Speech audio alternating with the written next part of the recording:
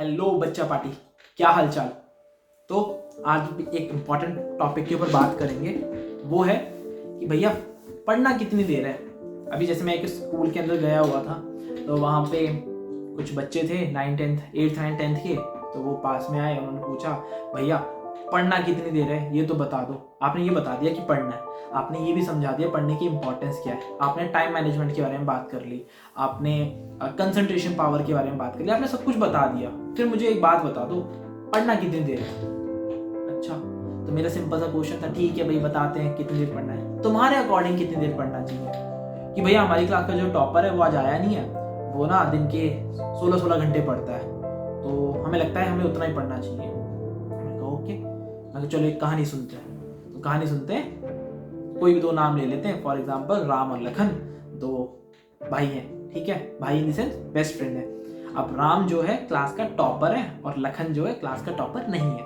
अब राम क्या करता है, वो 16 घंटे पढ़ाई करता है और उसके मार्क्स आते हैं। लखन भी 16 घंटे पढ़ाई करता है, उसके मार्क्स नहीं आते। First case scenario. Second case, दो लोग हैं, अंकुश और अमर।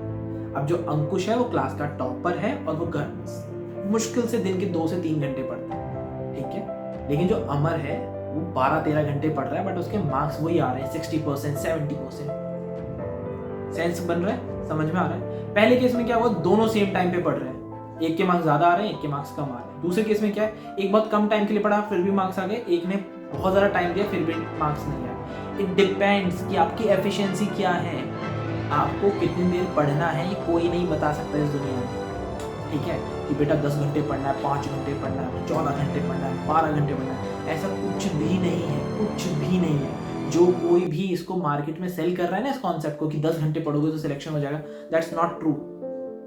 क्या सच्चाई है, सच्चाई ये है कि अगर आपका मन लग रहा है उस काम को करने में, जनाब अगर आपको खुशी मिल रही है वो काम करने में, तो वो आपको कॉन्फिडेंस दे रहा है, तो वो आपको समझ में आ रहा है, तो वो आपको नॉलेज दे रहा है और आपका वो काम करने में मन लग रहा है। इसको एक एग्जांपल से समझते हैं और इजी करते हैं।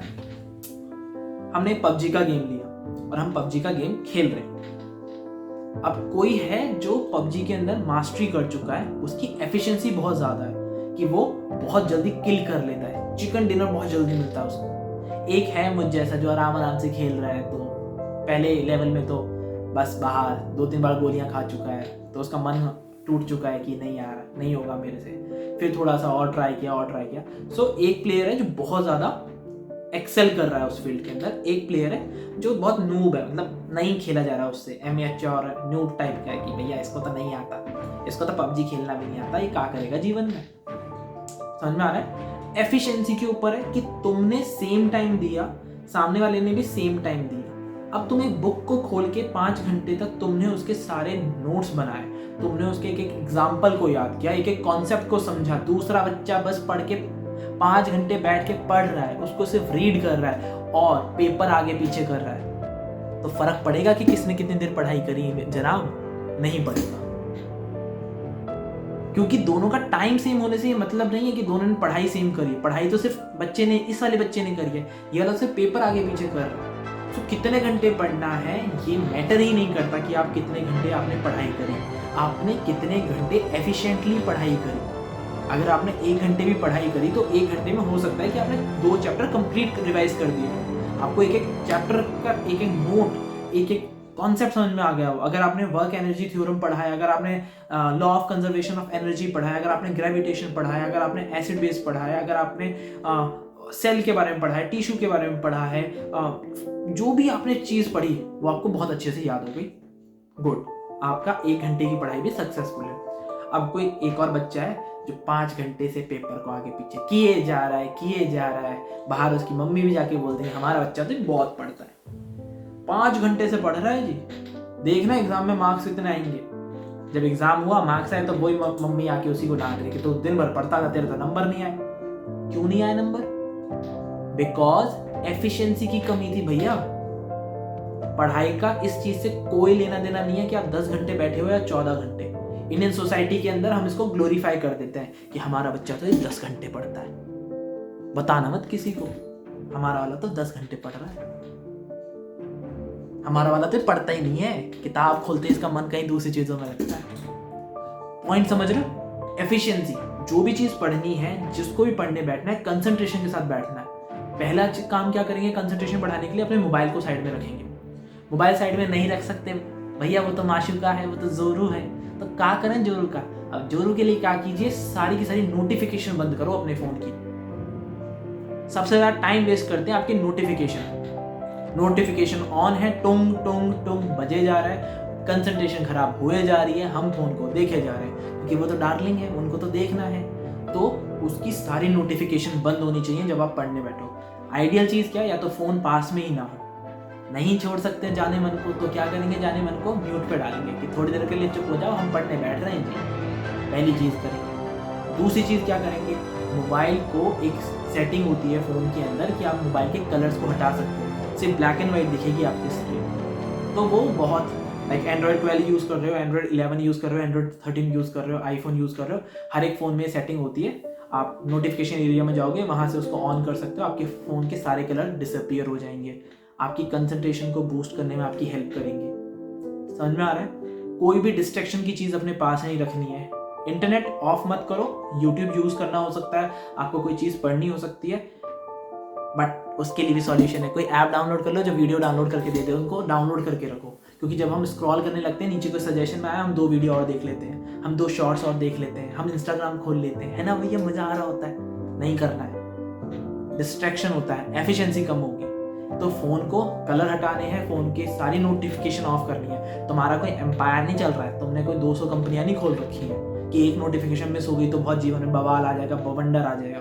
नहीं होगा ऐसा कुछ। सो सारी नोटिफिकेशन ऑफ। अपने आप को टाइम देना, एक डिस्ट्रैक्शन का टाइम दो 2 घंटे का, कि 6 से 8 ना मेरा डिस्ट्रैक्शन वाला टाइम है भैया, मैं सिर्फ गाने सुनूंगा, मैं सिर्फ इंस्टाग्राम चलाऊंगा। चलाओ, जैसे मर्जी चलाओ 2 घंटे, कोई दिक्कत नहीं, लेकिन 2 घंटे 1 मिनट नहीं होना चाहिए। सेल्फ कंट्रोल होना चाहिए, तभी पढ़ाई में एफिशिएंसी बढ़ेगी। तो ये कुछ चीज़ें करके तुम अपनी एफिशिएंसी बढ़ा सकते हो, और जब एफिशिएंसी बढ़ेगी तो टाइम मैटर ही नहीं करता।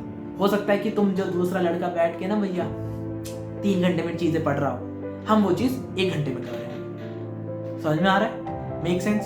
तो हम ये कुछ चीज़ें अप्लाई करेंगे, और कभी भी इस दौड़ में नहीं भागेंगे कि हम कितने घंटे पढ़ाई करते हैं। हम हमेशा इस दौड़ में भागेंगे कि जो भी हम पढ़ाई कर रहे हैं वो हमें 100% समझ में आनी चाहिए।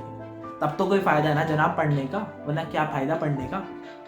और पढ़ाई कॉन्फिडेंस देती है, ये बात हमेशा याद रखना।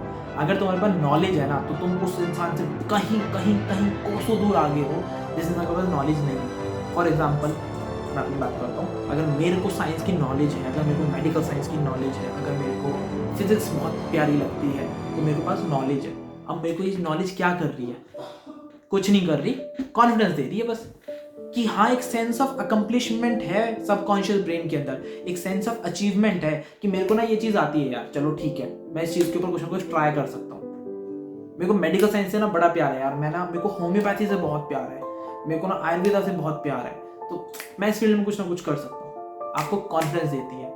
जितने भी स्टार्टअप हुए हैं इंडिया के अंदर, उनके जो फाउंडर्स हैं, मैक्सिमम स्टार्टअप्स के जो फाउंडर हैं वो या तो IIT से हैं, या NIT से हैं, या किसी ऐसी कंपनी में काम कर आए हैं जिन्होंने कुछ उखाड़ा है उस कंपनी के अंदर। जैसे फोन पे फ्लिपकार्ट की ही कंपनी थी जो फ्लिपकार्ट के एम्प्लॉयज ने स्टार्ट करी, तो आपको वहां से क्या मिला, एक कॉन्फिडेंस मिला, आपने कुछ उखाड़ा हुआ है। तो समझाने वाला पॉइंट है कि कोई भी काम कर रहे हो ना, उनके जो फाउंडर्स हैं उन्होंने कुछ उखाड़ा है लाइफ में, उनके ब्रेन में ना एक सेंस ऑफ अकम्पलिशमेंट, एक सेंस ऑफ ग्रैटिट्यूड, एक सेंस ऑफ अचीवमेंट है कि यार वो कर लिया था ना, अगर वो वाली चीज़ कर ली ना, हम ये भी कर लेंगे। तो पढ़ाई आपको ये कॉन्फिडेंस देती है जनाब। आई थिंक चीज़ें समझ में आ रही होंगी, है ना? सो आई होप कि ये चीज़ें आपको, ये बातें आपको हेल्प करेंगी लाइफ में ग्रो करने के लिए, एग्जाम में अच्छे मार्क्स स्कोर करने के लिए। मिलते हैं जल्दी। Till then, thank you so much.